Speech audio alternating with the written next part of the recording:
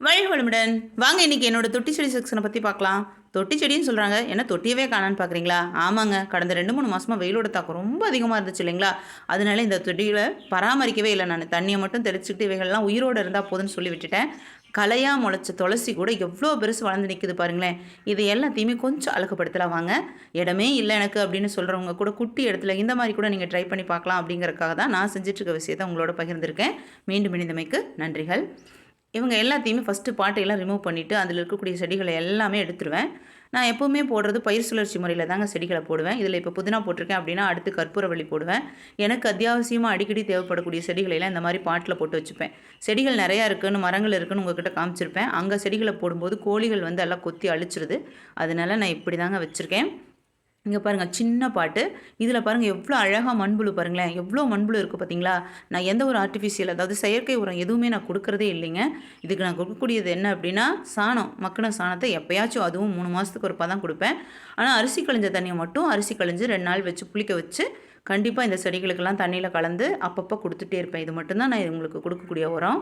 மண்புழு இருக்கிறதுனால தாங்க பாருங்கள் என்ன அழகாக புலப்புலன்னு மண் இருக்குதுன்னு சொல்லிட்டு நான் பண்ணுறதே. இந்த செடியில் என்ன செடி முன்னாடி போட்டிருந்தனோ அதை இப்போ போட மாட்டேன். கற்பூரவள்ளி இருந்ததில் புதினா இருந்ததில் கற்பூரவள்ளியும் போடுறேன். இந்த கற்பூரவள்ளி வந்து என்னோடய லவ் பேர்ட்ஸ் குருவிங்களுக்கு ரொம்ப பிடிச்ச உணவுங்க. அதனால தாங்க வேறு பக்கம் இருந்து இந்த செடிகள் கொண்டு வந்திருந்தேன். அதை நடலாம் அப்படின்னு தண்ணியில் போட்டு வச்சனால எவ்வளோ அழகாக வேர் வந்துருச்சு பாருங்களேன். குருவிகளுக்கு ரொம்ப தேவைப்படுறதுனால நிறையா நட்டு வைக்கிறேன். இதனோட இலைகளை ரொம்ப விரும்பி சாப்பிடுவாங்க. என்னோடய லவ் பேர்ட்ஸ் குருவிங்க ரொம்ப விரும்பி சாப்பிடக்கூடிய உணவு இது தாங்க. புதினா எனக்கு ரொம்ப தேவைப்படும் அப்படிங்கிறதுனால 2 பாட்டில் புதினாவை போட்டு வச்சுருக்கேன்.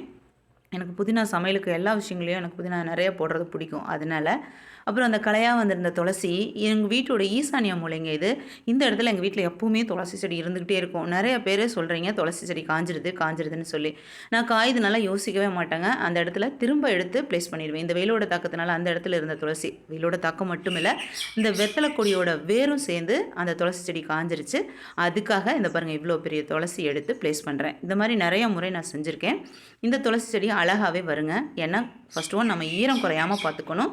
அப்புறம் கொஞ்சம் கிளைமேட் கூலிங்காக இருக்கும்போது இந்த செடியை மாற்றி வைக்கணும். இந்த 2 விஷயங்களை சரியாக செய்யும் போதே இந்த அழகாக இந்த துளசி செடி அப்படிங்கிறது அழகாக துளிர்க்குது அப்படிங்கிறதுக்கான உதாரணத்தையும் இந்த வீடியோவோட கடைசியில் ஜாயின் பண்ணியிருக்கேன். ஏன்னா இந்த துளசி செடி 4 நாளைக்கு அப்புறம் எப்படி இருக்குது அப்படிங்கிற கிளிப்பை கடைசியில் ஆட் பண்ணியிருக்கேன். நீங்கள் அதை கூட பார்த்து கன்ஃபார்ம் பண்ணிக்கலாம். ஏன்னா இதனோட ரிசல்ட் எப்படி இருக்குங்கிறத நான் கண்டிப்பாக கொடுத்துருப்பேன்.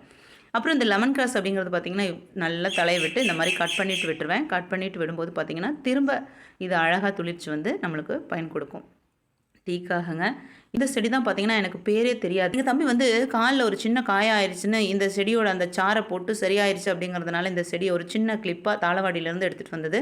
அதுக்கப்புறம் பார்த்திங்கன்னா இது எங்கள் வீட்டில் வச்சு இதனோட பயன்பாடுகள் அப்படிங்கிறது ஒரு தனி வீடியோவை போடுற அளவுக்கு மிகப்பெரிய பயன்பாடுகளாக இருக்குங்க. அதை இன்னொரு வீடியோவில் உங்களோட பகிர்ந்துக்கிறேன். இங்கே பாருங்கள், அரச மரம் போன்சாய்க்காக வளர்த்துட்ருக்கேன். எல்லாத்தையுமே அசம்பிள் பண்ணியாச்சு. பார்ட்ஸ் எல்லாமே அழகாக தயாராகி எப்படி இருந்தேன்னா இப்படி ஆகிட்டேன்னு சொல்லி அழகாயிட்டாங்க பாருங்களேன். அந்த இடமே எவ்வளோ அழகாயிடுச்சு. வெத்தலைக்குடியோட வேர்கள் அந்த ஹார்ட்டுக்காக போயிட்டுருக்கு. மஞ்சள் இது தாங்க 4 நாளைக்கு பிறகு எடுத்த வீடியோ.